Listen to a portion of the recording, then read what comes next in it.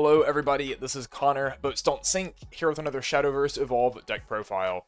This time we're going to be looking at the Ward Haven deck from BP08, focused on Alterchaotica's Holylord Eachtar, the class-shifted Eachtar from Abyss.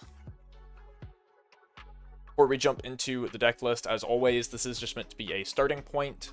This is definitely a deck that I think is a bit underexplored overall in the current meta, so there's still a lot up in the air on maybe what cards are best in certain slots or what kind of strategies the deck should be leaning toward overall. So this is my take on it. This is probably where I would start testing the deck, so if you want to play it, make sure you do that yourself, sort of see what cards you like, what cards you don't, what cards might work better, and play around with it. Taking a look at the deck here, we do see a, honestly, kind of a mishmash of a lot of different archetypes that Haven has had throughout the sets, culminating in the Holylord Eachtar top end. Most of the cards here, however, though, are not from set 8. They are older cards. Like I said, we got a little bit of a Machina package, a little bit of the Gemstone package from set 3, and then, of course, a little bit of the a lot bit of the Ward package featuring Wilbert from set 6. So a lot of mishmash, but it has a lot of synergy together. The Ward and Storm keywords feature on a lot of cards throughout Haven, and this deck definitely makes use of both of them. I don't think this really fits the Gemstone deck from set 3 enough to keep that name, especially because Diamond Master is just not really a great card anymore. Most people call this Storm Ward. I'm just going to be referring to it as a Ward deck. I think that's a little less clunky. And the majority of the deck's package is focused on Ward. Storm is kind of just there for a little bit of an early burst and good finishing power off of Eachtar. Our Evolve deck is pretty simple. It's just 2 copies of the 5 cards that evolve.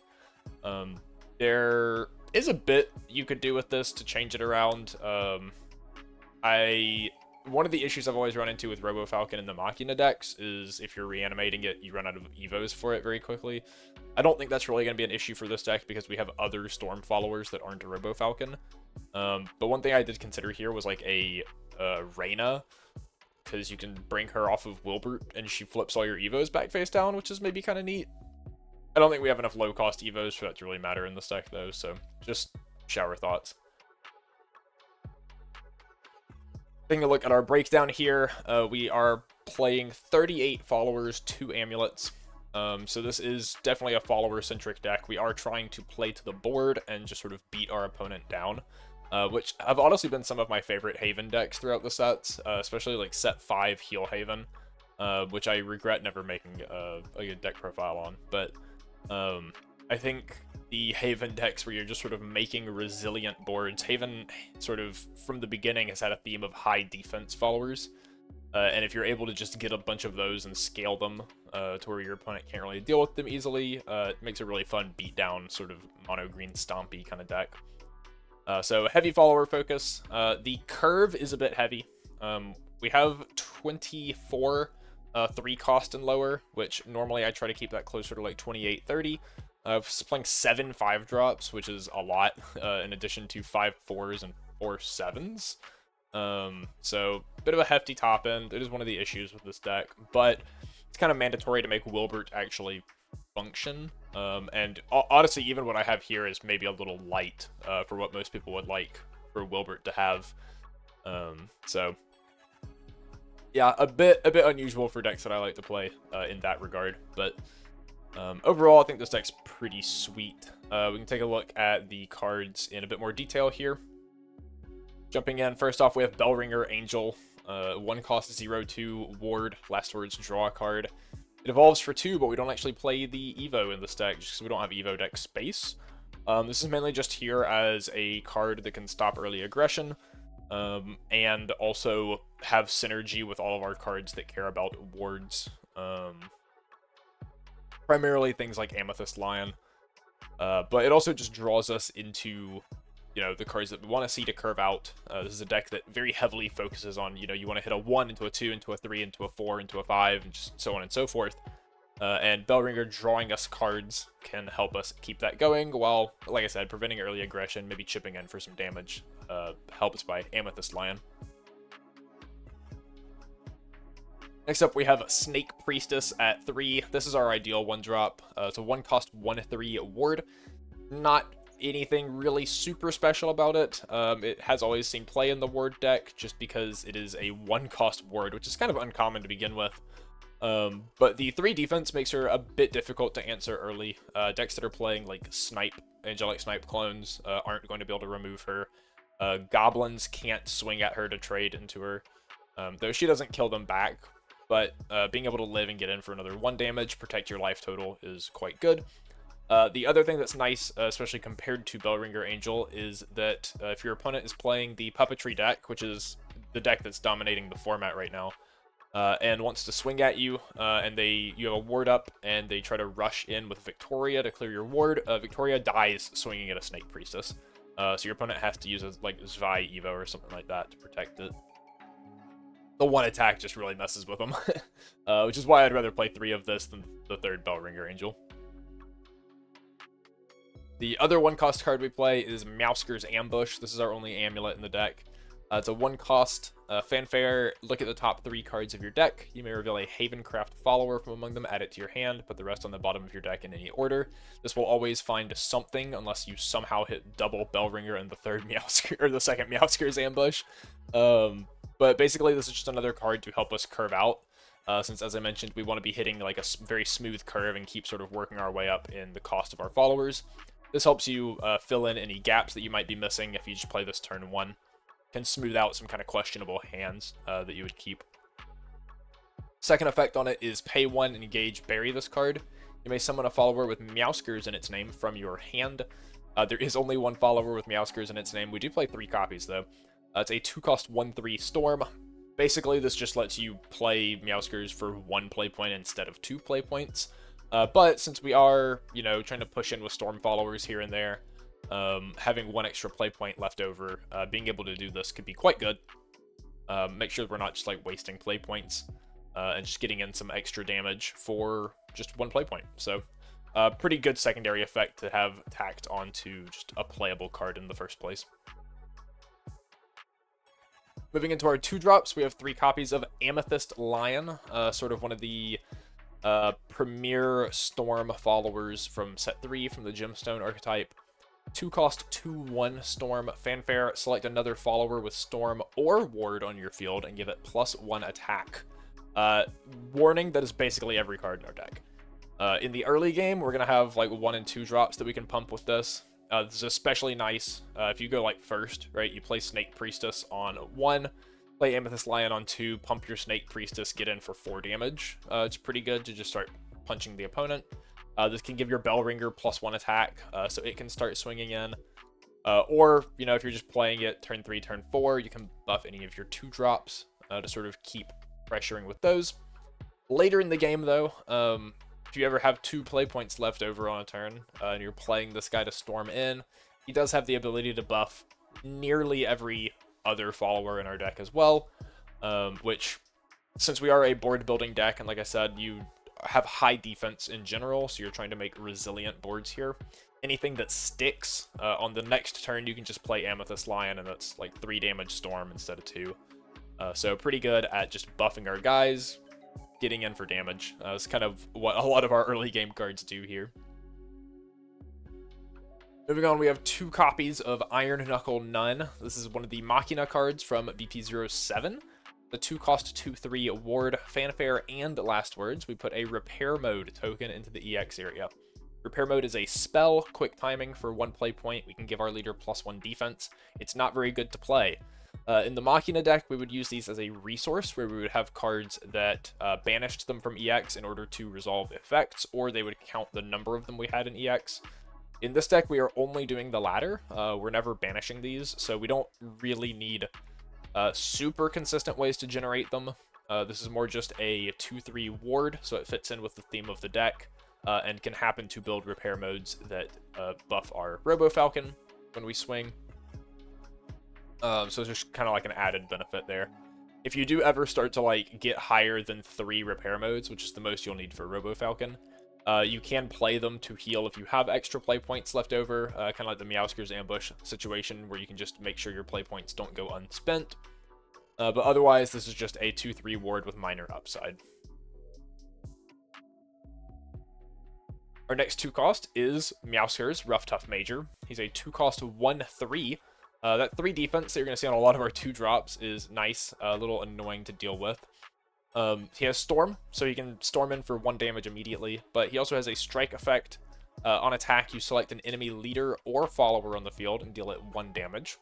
So he is effectively a 2-attack Storm follower, since you can burn your opponent for 1. However, instead of putting it in their face, if they have 1 defense followers, you can put it there as well, so he can act as 1 point of Storm damage plus removal. There's not much that 1 damage really matters that much against. Obviously, the Puppet deck is kind of going to be the biggest one where it matters a lot right now, since the Puppets are 1/1s and Victoria's a 4/1. Moving forward, this could be quite good against the Vampire deck, since Forest Bats are 1/1s as well. Cards like Ephemera, you can pop here and there, like Swordsman. If you go, first? Yeah, if you go first and your opponent plays Maid Leader on 1, hoping it'll live and they can evolve it on turn 2, then you can like pop it with that. But kind of fringe scenarios. Usually the strike effect is just going face, so he's 2 storm damage. Next up, we have a Robo Falcon. This is another card from the Machina archetype in BP07. 2 cost 1/3. Storm again. So just another card that we can play on turn 2 to start punching our opponent, force them to respond to us quickly. Strike, put a repair mode token into your EX area. Then, if there are at least 3 repair modes in your EX area, give this +1 attack. So that's how this is going to get to 2 attack. That's sort of the theme with all of our Storm followers. They're all buffing attack in some way, and just trying to chip in for like 1, 2, 3 damage here and there. It adds up over the course of the game and gets us to our top end. The Robo Falcon can also evolve for 1 play point into a 2/4, which is fantastic, especially going second. If you play Robo Falcon down and evolve it and have a 2/4 that punches your opponent, it's very difficult to answer a 2/4 like efficiently on 3 going first, because you can't evolve like Dragon Warrior clones. And most of the 2 drops that evolve don't do enough damage to answer a 2/4, so they would probably have to like use their effect and swing into it, which means you can easily remove it on your turn, so on and so forth. But on evolve, you also put a repair mode token into your EX area, so your first Robo Falcon will give you 2 of the 3 that you need to start getting the attack pump. If you go first and play Iron Knuckle Nun on 2, then the first Robo Falcon on 3 can go ahead and get the attack pump and swing in for 3 damage. So yeah, he's just a Storm follower. He doesn't scale higher than Amethyst Lion does attack-wise at any point, unless he lives multiple turns. That is the one thing. Robo Falcon, the +1 attack is permanent, right? So if it lives, then it can go up another attack on the next turn, another attack on the next turn, so on and so forth. Wards are quite good at protecting that to keep it on the board so that you can keep scaling. But in terms of just playing and swinging, he does not get bigger than Amethyst Lion. His upside is just he has higher defense for a harder requirement on the extra damage. Moving into our 3 drops, we have our first, like, not Ward or Storm follower. We have Priest of the Cudgel. This is from the starter deck. This card has not seen play in a hot minute, but I think it's mildly relevant right now in, like, the worst way possible. He's a 3-cost 3/3 Evo for 1 into a 4/4. On evolve, select an enemy follower with 3 defense or less on the field and banish it. He's just a Dragon Warrior clone, but he banishes, which is good and bad. Bad part is that you can't use him in conjunction with other things like as easily to remove bigger followers, since he's not actually dealing damage. But the good part is that a handful of decks right now actually care about what's in their cemetery, even outside of things like Necrocharge, because obviously this is going to slow down Necrocharge building. But you know, for example, the Puppetry deck can use Flower Doll to add Puppetry followers back to hand. So if you banish, like say they evolve into Resolute Orcus. That's a 3/3, so you can banish it, and then they are not going to be able to Flower Doll their Orcus back to hand. Alternatively, you can just banish the Flower Doll and they don't get their last words anyway, so that's, you know, benefit. Sword Flash Panther is reanimating 2-drops. In Sword, most 2-drops have 3 or less defense. Even an evolved Ralmia is only a 4/3 if they don't use the buff effects. You can banish Ralmia, so Sword Flash Panther can't get it back. You can banish... it's hard to banish Octrus, but, you know, you can banish Mio, you can banish Zealot of Usurpation. And then, of course, in the Abyss deck, you can slow down their Necro Charge. You can banish things like Vuella so that Alter Plane Arbiter can't add them back as easily. Or, like, Hell's Unleasher. Ideally, you're banishing Rulanai so that Sonata of Silence doesn't have a target to bring back. Though Rulanai has 4 defense when evolved, which can make this a little awkward. You'll have to, ideally, turn to play a Meowskers, and then they play Rulanai, and you can, like, swing and ping the Rulanai for 1, I guess. It's kind of your only good way to do that, since we're not playing any, like, damage-based removal spells. So, you know, hit or miss on that, but this Banish removal is quite good right now. Banish removal remains good next format, just because decks are trying to play out of their cemetery a lot, so that's why he's in here. Haven has not really gotten other great Dragon Warrior clones. Your other alternative is going to be like Phantom Blade Wielder, which this is not a deck that wants to be leaving play points up to utilize Phantom Blade Wielder's effect. Our other 3-drop is also an evolve. It's Ruby Falcon. This is a 3-cost 3/3 ward. Fanfare, you can pay 2 to give it Storm. This makes this card quite flexible moving into the late game. It can serve as a pseudo finisher in addition to being an early game ward and Evo. And then it has the effect, whenever another follower you control with Storm or ward attacks, deal 1 damage to each enemy leader. Outside of Priest of the Cudgel, that's every card we've looked at before now, and it's most of the cards we're going to look at after this. So, you saw all of them when I showed what Amethyst Lion could buff. You have a lot of Storms and Wards. This card basically reads when your other follower attacks, deal 1, which is essentially +1 attack to everything in your deck, which really helps play sort of an aggressive tempo strategy and pressure your opponent's life pretty heavily. And then, of course, this also evolves, because why wouldn't it, into a 4/4. On evolve, you deal 2 to an enemy follower. 2 is a not great number, but the way that this lines up on the curve, like if you go second, or even if you go first, really, the main things like you'd be hitting on curve are going to be like a Zwei or a Merlin that came down on turn 3 to search for something. Otherwise, you're really just hitting like Goblin clones or maybe like a 2-drop 3/2, which could be like a Zealot of Usurpation, and clearing those. The 2 damage otherwise is not fantastic. Maybe you get lucky, and this plus Meowskers pinging 1 could take out like a 3 defense follower. So kind of hit or miss there. We mainly are looking for the stat boost on the Evo here, actually, if you're evolving this to get to 4/4 stats. Surefire Bullet is in, obviously, like, the Rune and Abyss, like, control-y decks, but it's not super ubiquitous right now. 4/4 is not super easy for decks to remove, like, especially untapped. So it is quite likely that you're able to get in for a good amount of damage with this. Your opponent basically has to spend a Victoria on it, which is not something they want to do. Moving into our 4-drops, we have Angel of the Iron Steed. This is a 4-cost 3/4 ward. Fanfare, summon a Mystic Artifact token. So this is one of the Portalcraft cards, I believe, that got moved into the various classes with the Supreme trait. These basically all make like the artifact tokens, either the Rush one or the Sword one. Most of them are not very good. This is kind of the one that's like actually really good for some reason. So this is a 4-cost 3/4 that makes you a 2/3 ward that draws a card. So for 4 play points, you get 5/7 of stats that cantrips and is 2 wards. Which I don't know who did that math, but the math is not mathing to me. That's really efficient. That's really good. This card is actually kind of just insane. It's not super proactive, right? Like, you're just playing it to board and passing. But as a turn 4 play, this is not bad at all. 5/7 of stats that cantrips is great. Your opponent has to remove 2 bodies, not just 1.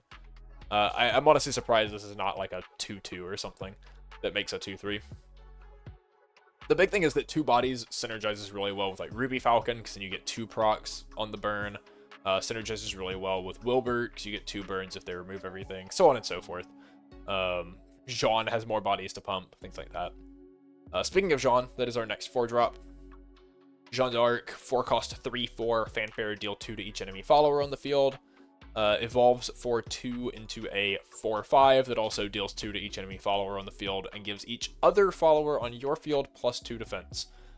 So +2 defense to your whole board in a deck that wants to kind of go wide and be resilient.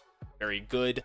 It makes a lot of your like 2/3 storm dudes, 1/3 storm dudes into 1/5s, which just means they're gonna be swinging in more. Very good with like Ruby Falcon for creating resilient bodies. Downside, Jean doesn't have either of the keywords we care about, so she's not triggering your effect, but she helps your effects guys live longer, and that's good. She's also effectively a board wipe. Now, I know what everyone's thinking in the back of their head. Ooh, Connor, the puppet deck, the only deck people are playing, Anastasia turns make 5 defense followers. Yes, Jean cannot clear Anastasia turns consistently or efficiently. If you're really concerned about that, don't play Jean. You can play Themis Decree in this slot. It seems counterproductive when I've been talking about how you want your board to be resilient and go wide. Themis Decree blowing up all your own guys is not fantastic. However, if you're creating threatening boards, your opponent is incentivized to remove them, and if they remove most of it anyway, you can just turn the rest of it sideways into their face if you have any of it left, and then Themis clear their board and move on. It is one of the only consistent answers to Anastasia turns in the format, so if you're concerned about them, you kind of just are going to have to play it. I think if you're playing this deck in the first place, you're not really trying to win a regional. You're not trying to beat Puppetry. I don't think this is a quite good enough deck for that. I think if you're playing this deck, you're trying to win your locals. You're trying to have fun with a Haven deck, right? So I think Jean is fine for that purpose, but it's, you know, play whatever suits your needs. Don't be afraid to put Themis Decree in just because you're a follower deck. Sometimes it is worth it anyway, is essentially the point here. Otherwise, Jean is fine if you do just want to be a heavy follower deck. Moving into our 5-drops, this is where we start to get a little heavy. We have 2 copies of Holy Lancer. This is a 5 cost 3/4.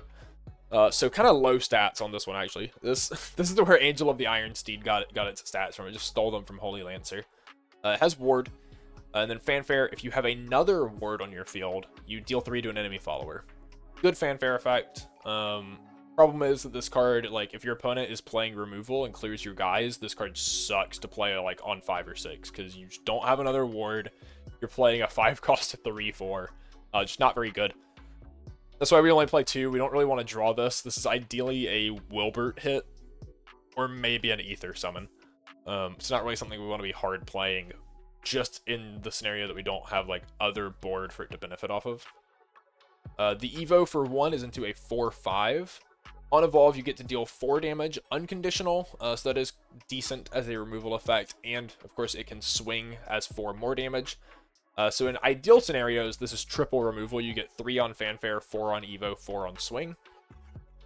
Either double removal with a 4/5 body or triple removal, which is good when you hit it off of Wilbert. And even decent, like, if you stick, say you play Angel on 4, especially going second, you play Angel on 4, get 2 ward bodies, it's reasonably likely that one of them lives. You play Holy Lancer on 5, get to Evo it, clear all your opponent's stuff, probably get in for some damage, and then keep moving forward into like a good Wilbert turn or a good Jean Evo turn or something like that afterwards. Play 2 copies of Kaede Takagaki, 5 cost 3/5 ward. Fanfare, select an enemy follower on the field and banish it. Unconditional banish removal is busted. Everything that was good about Priest of the Cudgel is just even better with this card because you're not limited on what you can banish. If your opponent, you know, evolve the Rule an Eye, and you just say, okay, be gone forever, here's my Kaede, I have a 3/5, I'll pass. It's hard for you to answer that in the 2-cost deck. Alter Plane Arbiter is not even consistently answering that, so... quite good removal, and also, of course, this card is fantastic to hit off of Wilbert, because then you get it for free. You get the removal for free and have 2 bodies. And then, of course, also, at the start of your end phase, if your leader's defense is 5 or less, give it +5 defense, draw a card. This is, unfortunately, against the Puppetry deck. If you are below 5, healing 5 is probably not enough. If they can get you down to, like, 3 or 4, you heal up to 8 or 9. If they can get through the Kaede ward, you're probably dead anyway. So... that is the unfortunate part there. However, in a lot of other matchups, right, your opponent gets you down to 4. You heal back up to 9. 9 storm damage can be hard, especially when you have a 3/5 ward. So this card can be quite good at just sort of buying you an extra turn that you might need to win the game in some other matchups. It is even slightly worth noting against Puppetry, Vengeful Orcus usually represents 8 damage. And Noah on an empty board also usually represents 8 damage. So if you can heal to 9, Kaede is good. If you can heal to 9, Kaede is good in those specific scenarios as well. Now, the real star of the show. I haven't really been delving super deep into like card interactions with these past few because really they're here for Wilbert. Wilbert was the card in BP06, Paragons of the Colosseum, that sort of put Ward Haven like back on the map as a real strategy. It was sort of always something that had been bounced around. Cards like Wingy, the Chirpy Gemstone, wanted you to be looking at Ward decks, but in the early sets, the Storm side was always better anyway, like playing more aggressive.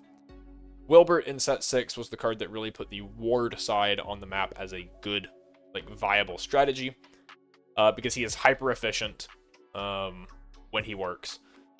He's a 5-cost 4/5 with Ward. Fanfare, look at the top 5 cards of your deck. From among them, you may summon a follower with Ward, not named Wilbert, that costs 5 or less. Put the rest on the bottom of your deck in any order. So he gets you a cost 5 or lower, where he gets you a Kaede or a Holy Lancer or an Angel of the Iron Steed. These are your ideal hits. He can also still get you a Ruby Falcon or an Iron Knuckle Nun, or a Snake Priestess. You really don't want that to happen, but ideally these are the things you're hitting. You play 7 copies of these. It is roughly a 65% chance that you hit one of these cards on your Wilbert. That does not sound very good, I know. A lot of people would like to be at 8 or 9, like, good Wilbert targets. The problem is your curve gets so bad the more Wilbert targets you add. This has kind of always been my issue with Wilbert, is that your curve gets very heavy very fast for Wilbert to be good. Generally, Wilbert is very worth it if he hits a good card. Unfortunately, he's bad when he doesn't, and that's one of the issues with this deck. But if we're playing this deck, Wilbert kind of has to be here. Hitting Wilbert is a requirement to winning with this deck a lot of the time. But I think Wilbert is a good card for what he's supposed to do. He's getting you a free buddy.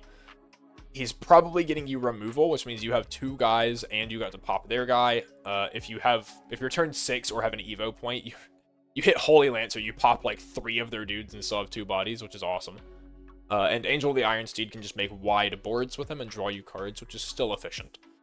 And then Wilbert's other effect is whenever a follower with Ward is put from your field into the cemetery, deal 1 to each enemy leader. So ideally, you're playing Wilbert, getting a guy, and you just leave Wilbert untapped. Even if you ward the other guy, you leave Wilbert untapped. Because you want your opponent to kill everything that is not Wilbert first, because that is what deals the most damage to your opponent off of his effect. Removing an untapped 5 defense follower is quite hard, especially if you have other warded followers, because a Sail can't even get to him easily. And that means that if your opponent's going to answer the Wilbert first, the rest of your guys probably live, which means you get damage into their face anyway. So he's very good at just forcing your opponent into situations where they're taking damage. It is also worth noting that if Wilbert himself dies, he does trigger. He still deals 1 to your opponent. Kind of feels bad for your opponent spending a spell, like, removing him. They, like, Witch Bolt him or whatever. There's not even really many spells that can answer him in the format right now, outside of Rune specifically. Abyss basically has no good way to answer this guy. So your Rune opponent is going to Witch Bolt him. Everyone else is going to have no idea how to kill this guy until they've taken a lot of damage. Probably enough rambling about Wilbert. Wilbert, he's a card. He's a guy. He's here. We play 1 copy of Ether.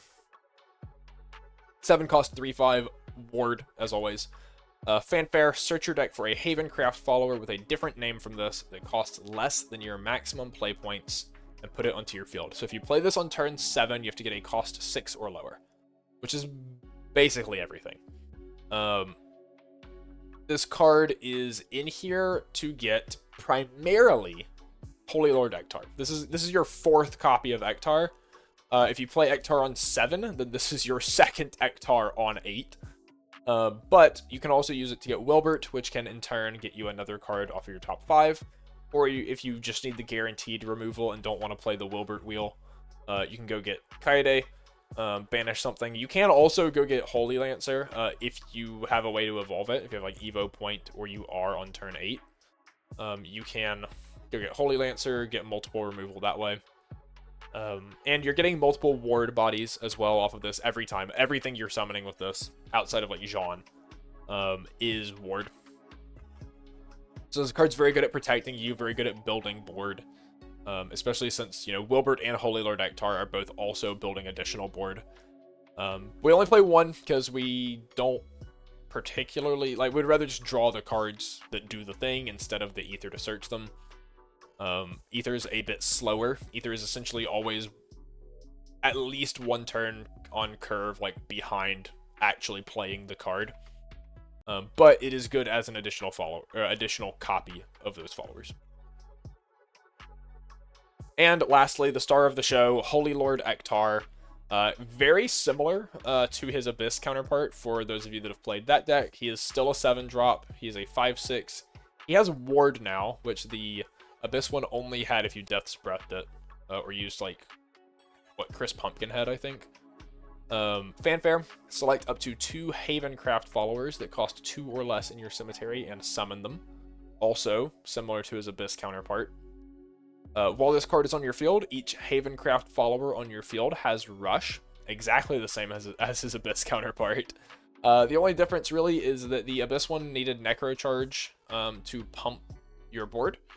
This one instead banishes 3 Havencraft followers from your cemetery to +1/+1 each other follower on your field once per turn. So we do not have the potential +3/+3 that the Abyss one could give at Necro 20, but we also don't need any Necro Charge to begin with. And we are in a more aggressive shell. So ideally we don't really need as much of the stat boost as the Abyss one would give. Otherwise, this card plays very similarly to the Abyss one. You're using this to reanimate your 2-drops.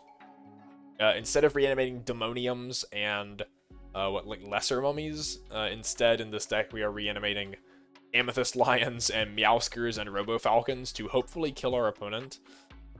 If you get 2 Amethyst Lions, that is the ideal thing to get here. The rest of them are kind of just there in case you don't see 2 Amethyst Lions. You have more options to get.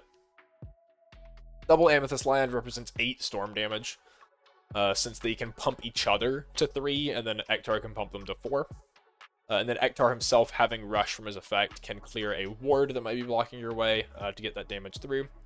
Meowskers and Robo Falcon, if you can evolve, can get similar damage numbers, though you might often be at like 6 or 7 instead of 8.